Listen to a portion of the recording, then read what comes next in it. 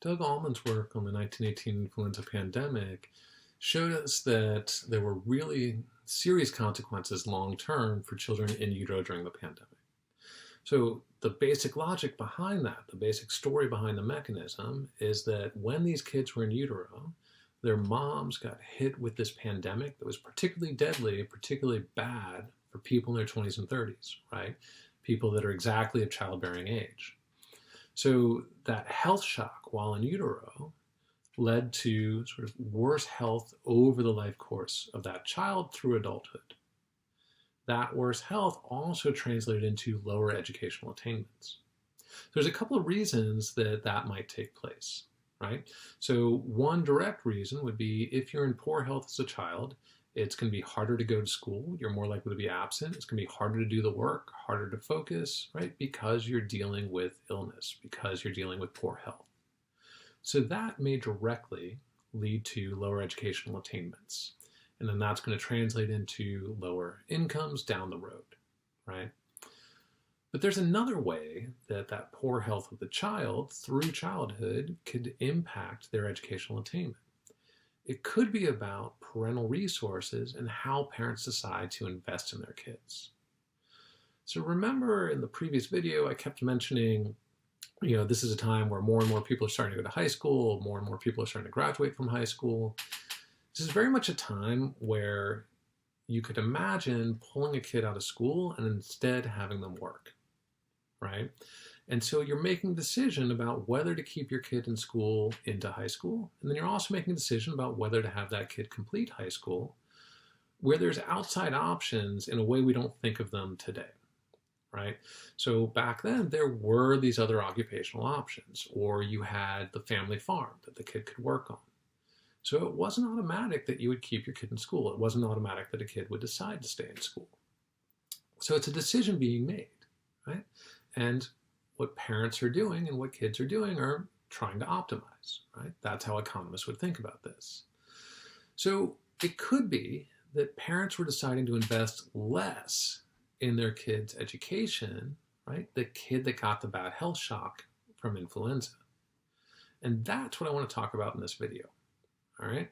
So what I want to think about is how parents reallocated resources in response to that negative health shock to one of their children. Right?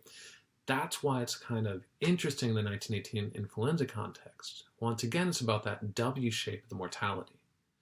So it's that one very narrow slice of birth cohorts that gets this negative in utero health shock. And so families are going to have several children, only one of whom is going to have that negative health shock. And that makes this a good empirical setting to study how families respond to that. Most other settings, think back to the siege of Leningrad, are going to have health shocks that affect all of the kids, right? Whether you're in utero or not, that famine was going to impact every child in the household. Here we know that one child's being singled out by this pandemic for particularly harsh effects, right? That's what we learned from that Allman paper. And that's what we're going to use in this next video. All right? So let's start by thinking through just the basic economics of this. So this kind of goes back to a style of economics, a style of thinking that was really made famous by Gary Becker, the sort of work that he got the Nobel Prize for with things like his treatise on the family. So really thinking of the family as economic decision makers.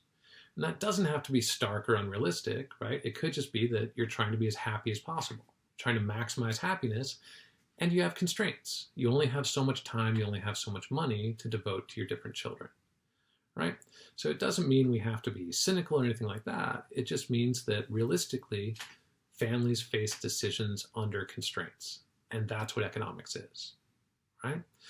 So we can model families in different ways. We can model how parents invest in their kids in different ways. So one way we could think about parents investing in their kids is that they want to see all their kids do roughly equally well, right? So perhaps this is kind of modeling some type of altruism, some type of fairness where they think all of their kids should end up with a pretty similar lifestyle once they reach adulthood. So if you have a model like that, and one kid gets a bad health shock that's going to make it harder for him to invest in schooling, right? Well, what do you have to do to get your kids to turn out to have pretty similar standards of life after that? Well, you have to invest more in that kid that's struggling, right? That's the only way to kind of help bring him back up to the same spot as his siblings, right? So in that case, the parents would be doing what we call compensating investments, all right? So this one kid gets a negative shock, and so we're going to invest more in that kid to bring him up. So the investment is compensating for the negative shock, okay? We could also model families in a different way where we think about reinforcing investments, right? So a couple of easy ways to think about that in this context. One way would be simply, all right, we want to have our kids do as well as possible. We want them to make a lot of money, but this kid had the negative health shock. He's doing bad in school. We don't see that investing in school is going to help him much, right? We keep hiring tutors, we keep paying for extra materials, and it's just not working because his health is so bad. On the other hand, we've got this healthy kid over here, right? And if we got him another tutor, if we got him some more books, he would really benefit from that, right? And he might get a really good job afterward. And so now the parents, right, are saying, look, the marginal return on money invested in our less healthy kid is pretty low. The marginal return on the healthy kid is pretty high. It's a better deal, a better use of our limited resources to invest in that kid. Okay, that might sound a little too stark, a little too economist-y. So let's go with a slightly less stark example, right? Think about me and my brother. My brother's a better soccer player than I am. My brother was potentially good enough to play in college, right? So we both played soccer. My parents have to decide, okay, which one of us do they want to pay to go and play on the travel team, right? Because you have to pay for hotels, more uniforms, all that kind of stuff, right? Well, odds are my parents are going to invest that money in my brother, who's got the better shot to do something good with soccer after high school, right? For me, it's not going anywhere, right? And so that extra investment doesn't really have any return to it. Okay, so that's not my parents being evil, awful people, right? They're going to do something else to invest in me, right? They're going to buy me more books or something like that, right? But that gets at that same kind of logic of sort of shifting your resources to where the return is higher.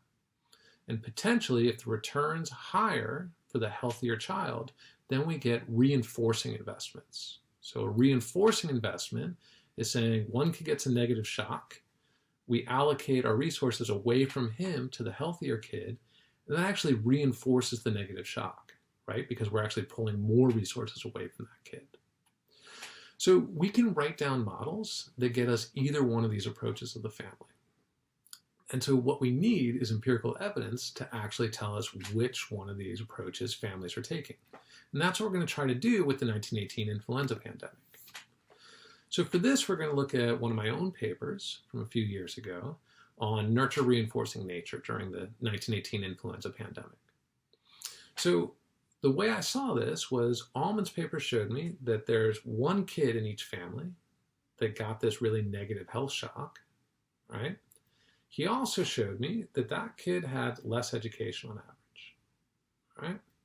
And so I want to know, is that less education on average being sort of countered by parents investing more in them, right? Or is it being reinforced by parents dialing back their investments in the kid?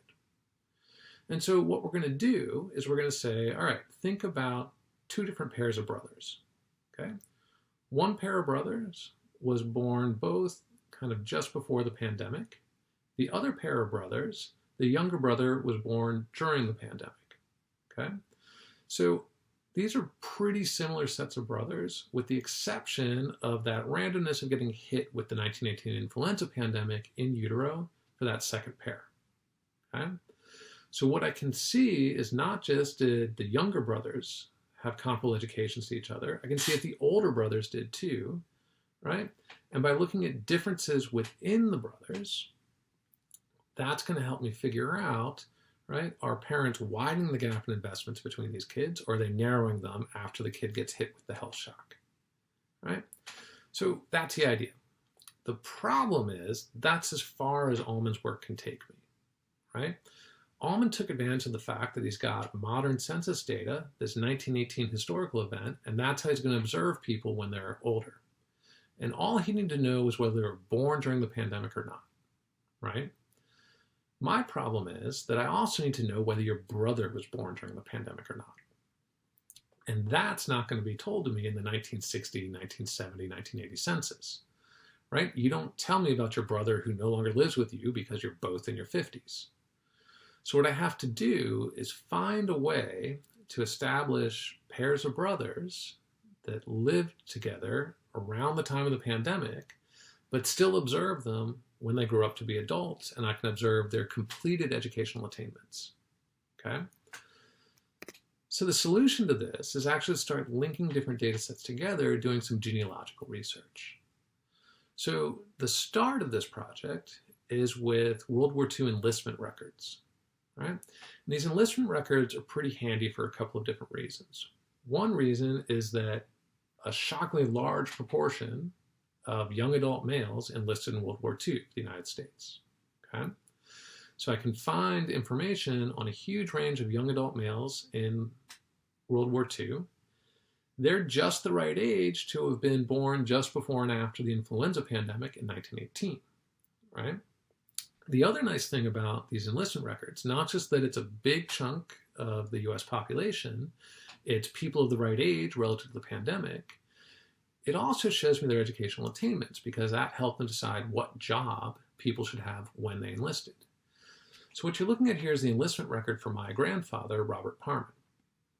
And so in this enlistment record, I can see that he's completed 4 years of high school. So that's going to be basically my outcome variable, all right? How many years of education you have.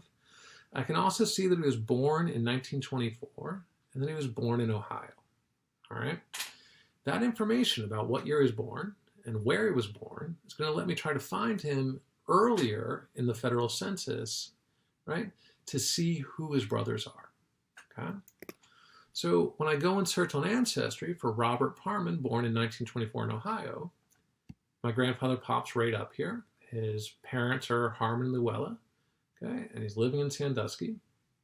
So that's my guy. That's my grandfather, okay? But I'm observing him now in the 1930 census, so he's only 6 years old. I'm seeing him with his family. So if we go to that census page here, at the very bottom here, you can see the Parman family, nice big family in Sandusky. Robert Parman's right there. He's got a younger sister, Phyllis, and he's got all these older brothers up here, all right? And I can see the ages of those brothers. I can see where they're born. I can find those brothers in their World War II enlistment records, okay? So at the end of the day, I'm matching up all these brothers, right?